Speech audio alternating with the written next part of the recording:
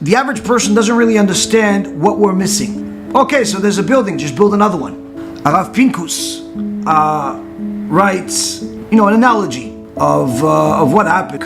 And he says, imagine there was a people, and one day everybody woke up, and to their surprise, the sun didn't rise. Everyone checked their clocks, their watches. They said, yo, sun's supposed to be up. But the sun didn't go up. They waited. Nothing happened. Few people talked to each other. No sun. Hours upon hours passed and no sun. Okay. They went back to sleep. Perhaps tomorrow will be another day. But the day passed and the sun still didn't come up. And this continued on for another day, another week. And after a couple of weeks, the people of the community said, okay, well, doesn't it look like the sun is gone? We have to pretty much start living life assuming that the sun will never go up again. So the community leaders gathered together and they said, listen, we have to make sure everybody's aware what's happening, but we have to obviously give people the ability to live. We have to build a factory for an unlimited supply of candles. So everybody is able to have candles at all times. Because as we know it, the sun is never going back up again. And everyone started walking around with a candle at all times. And months passed, and people got used to this. They got used to the fact that there's just a candle, and that's where the light's coming from, and there's no sun. And months passed, and before you know it, years started passing. And everyone got so accustomed to it that this is simply what they thought is going to be forever. It got to a point where people started having kids that never saw the sun. And as those kids grew up, all they had is stories of how the sun used to look like, this big ball of fire that used to hang in the middle of the sky and light everything. And the kids loved the stories and everyone connected to it. But they truly couldn't comprehend what's there, but sure, seems wonderful. And more time passed, and more kids were born. And those kids grew up, and they had kids. And the next generation of kids also didn't know what the sun looked like. And the stories had a little bit less effect on them.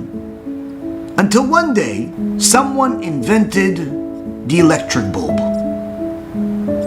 And they brought this electric bulb to all of the different houses, and everyone was so excited about it. And they brought it to one house where there was a really old man in there. One of the few remaining people that actually saw the sun. And they wanted to see what the old man thinks of this. Look at this amazing invention. This must be what the sun looked like. And the old man nodded his head and started crying. I said, why are you crying, Grandpa? He says, no, it's not the sun.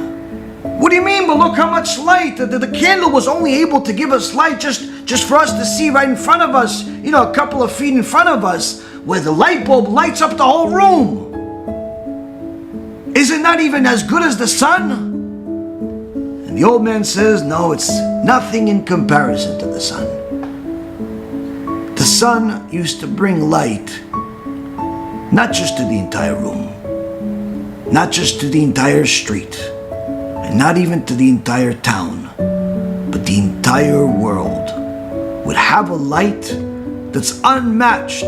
Even if you took all of the light bulbs in the world and combined them, it still would be unmatched to one ray from the real sun.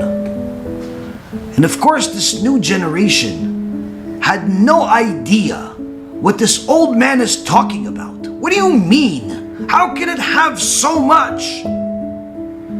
Says Rav Pinkus, this is where we are. This is where we are. In the beginning, the sages that saw the destruction cried so much that Rabban Gamliel cried so much that the eyelashes fell out.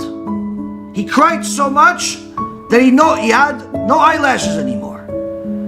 The sages literally would cry to the point where people would pass out from how much mourning. But as the generations continued, only hearing stories of the Bet HaMikdash and becoming more and more removed from the Bet HaMikdash, people started thinking, why are we mourning? What is it? Maybe we can have another little building. Look at how big this shul is, and look how big this yeshiva is, and look how great this tzaddik is. And the average person has no idea what the Bet HaMikdash even looked like in real life. Because in their imagination, it's just a building. Just like in the imagination of that story, it's just light. What's so different about some light bulbs versus the sun?